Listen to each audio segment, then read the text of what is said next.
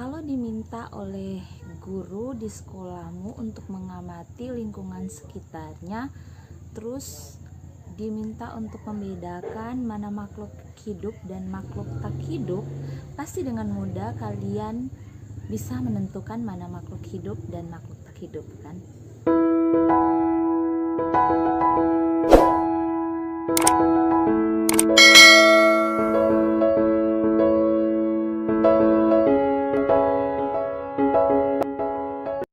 Hai adik-adik, selamat datang di Dunia Belajar Channel yang didedikasikan untuk belajar, di mana kita bisa berbagi dan bercerita.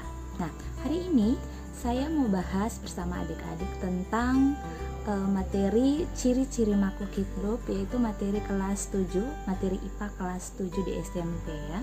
Nah, untuk berbicara ciri-ciri makhluk hidup, kira-kira ada berapa ciri-ciri makhluk hidup yang untuk bisa adik-adik bedakan ketika diminta oleh teman atau gurumu untuk membedakan mana makhluk tak hidup dan makhluk hidup. Nah, adik-adik, kurang lebih ada 8 ciri pada makhluk hidup. Nah, ciri yang pertama yaitu bergerak. Bergerak, ada yang dikatakan bergerak secara pasif dan ada yang dikatakan bergerak secara aktif. Coba kita lihat perbedaan bergerak secara aktif dan bergerak secara pasif.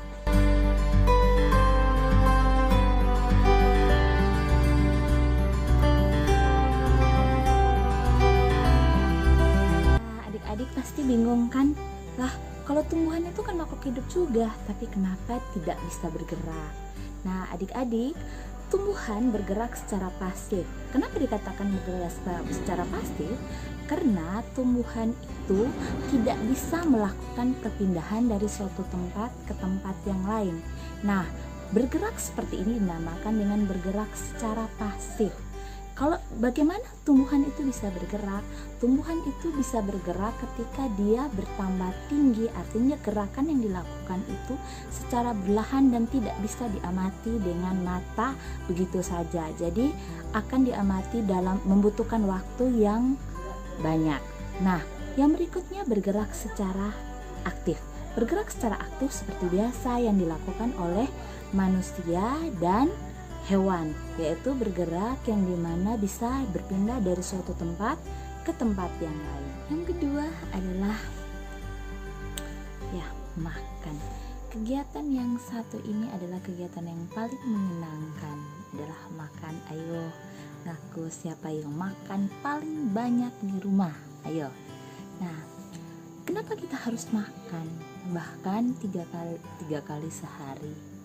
Nah, kegiatan makan ini dilakukan oleh makhluk hidup untuk memenuhi kebutuhan energi di dalam tubuhnya. Selain membutuhkan energi, makan juga bisa membuat kita bertumbuh dan berkembang. Jadi, kegiatan makan ini adalah kegiatan yang sangat penting untuk tubuh kita. Jadi yang masih malas-malas makan, ayo makanlah yang banyak. Yang ketiga adalah iritabilitas. Iritabilitas kata lainnya adalah peka terhadap rangsangan. Semua makhluk hidup pasti peka terhadap rangsangan. Salah satu contohnya adalah manusia. Ketika seseorang disoroti dengan lampu yang cahayanya cukup menyilaukan ke arah matanya, pasti semua manusia akan menutup matanya. Ini salah satu ciri pertanda bahwa makhluk hidup atau manusia itu peka terhadap rangsangan dari luar. Nah, bagaimana tumbuhan peka terhadap rangsangan? Ayo, siapa yang pernah memperhatikan putri malu? Nah, tumbuhan putri malu ini ketika disentuh, dia pasti akan mengatupkan daunnya atau bergerak.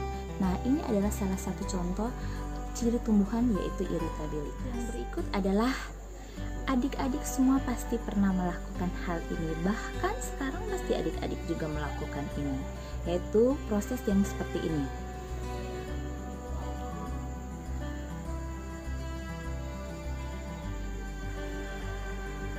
Ya, menarik napas dan mengeluarkan napas. Tahu tidak apa yang kita tarik saat kita menarik napas? Yang kita tarik adalah oksigen dan ketika kita mengeluarkan adalah karbon dioksida. Peristiwa ini dinamakan dengan bernapas atau respirasi ini merupakan salah satu ciri makhluk hidup yang wajib dimiliki oleh makhluk hidup. Yang berikut adalah tumbuh dan berkembang. Nah, banyak siswa-siswi yang tidak bisa membedakan mana itu tumbuh, mana itu berkembang. Nah, perbedaan tumbuh dan berkembang itu sebenarnya perbedaannya cukup jauh. Kalau tumbuh adalah proses di mana perubahan yang terjadi pada tubuh seseorang atau tubuh makhluk hidup, di mana dia akan mengalami perubahan secara fisik. Kita bisa melakukan pengukuran, misalnya berat badan atau tinggi badan, itu dinamakan dengan bertumbuh. Misalnya dari bayi tinggi badannya sekian. Nah, ketika dia memasuki usia SMP, dia akan memiliki tinggi badan yang berbeda dari masa bayi atau balita. Nah, ini dinamakan dengan tumbuh. Sedangkan apa itu berkembang? Kalau berkembang itu perkembangan yang terjadi seiring kita bertumbuh, tetapi tidak bisa diukur atau dinyatakan dengan angka. Contohnya, nah ketika bayi pertama kali kita lahir, itu kita tidak bisa ngapa-ngapain loh. Nah, sejalan beriringnya waktu, kita akan mulai merangkak dan mulai berjalan. Setelah itu kita mulai berbicara. Nah, proses ini yang dinamakan dengan berkembang. Yang berikut adalah ekskresi, mengeluarkan zat sisa. Salah satu yang sering dikeluarkan oleh manusia adalah urin. Salah satu contohnya ya, urin. Ayo mengaku siapa yang tidak pernah mengeluarkan urin? Berarti dia bukan makhluk hidup. Nah, setiap makhluk hidup wajib mengeluarkan zat sisa. Kenapa harus dikeluarkan? Karena akan menjadi racun di dalam tubuh kita. Kalau menjadi racun berarti berbahaya untuk kesehatan kita. Pertanyaannya, kalau manusia dan hewan mudah dong dia mati karena sering sekali mengeluarkan urin ataupun keringat. Pertanyaan berikut, apakah tumbuhan bisa mengeluarkan zat sisa? Bisa. Yang dikeluarkan oleh tumbuhan adalah karbon dioksida waktu pernapasan. Nah, ketika bernapas, salah satu zat sisa yang dikeluarkan adalah karbon dioksida, termasuk hewan dan manusia juga mengeluarkan karbon dioksida. Gitu ya adik-adik ya untuk ekskresi. Yang ketujuh adalah kita perhatikan sama-sama ini. Nah, oke. Ayo deh adik, ada yang tahu ini ciri apa? Ciri makhluk hidup apa? Nah, betul sekali. Ciri-ciri makhluk hidup yang seperti ini dinamakan dengan bereproduksi atau berkembang biak. Bereproduksi artinya bisa menghasilkan makhluk hidup yang baru.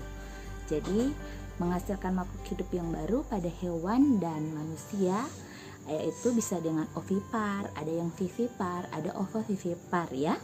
Sedangkan pada tumbuhan itu berbeda, tumbuhan itu ada yang bertunas dan lain sebagainya.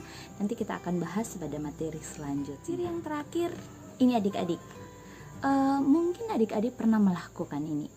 Ini salah satu ciri dari makhluk hidup. Ketika kedinginan, pasti adik-adik akan mengambil jaket dan memakainya pada tubuh adik-adik sendiri kan. Nah, alasannya adalah untuk menghangatkan tubuh. Nah, itu yang dinamakan dengan beradaptasi. Beradaptasi adalah penyesuaian tubuh makhluk hidup, diri makhluk hidup terhadap lingkungan sekitar. Nah, salah satu yang dilakukan oleh manusia juga adalah ketika hujan. Nah, ketika hujan, kita akan beradaptasi dengan lingkungan. Jadi tidak mungkin lingkungan yang beradaptasi dengan diri kita, tapi kita yang akan beradaptasi dengan lingkungan. Kita akan mengenakan payung atau kita akan mengenakan mantel dan lain sebagainya. Hal ini juga terjadi ketika kita kedinginan. Nah, pada hewan banyak sekali ya adaptasi, ada adaptasi fisiologi, ada adaptasi ini morfologi. Nah, salah satu contoh yang paling konkret adalah ketika cecak memutuskan ekornya untuk menyelamatkan diri dari musuhnya. Nah, itu ada 8 ciri yang harus adik-adik tahu pada makhluk hidup ya. Oke, sekian dari saya video pembelajaran tentang ciri-ciri makhluk hidup kali ini. Kita akan jumpa di next video. Mohon kritik dan saran yang membangun sehingga di lain kesempatan kita bisa saling berbagi, saling bercerita tentang materi berikutnya. Bye bye.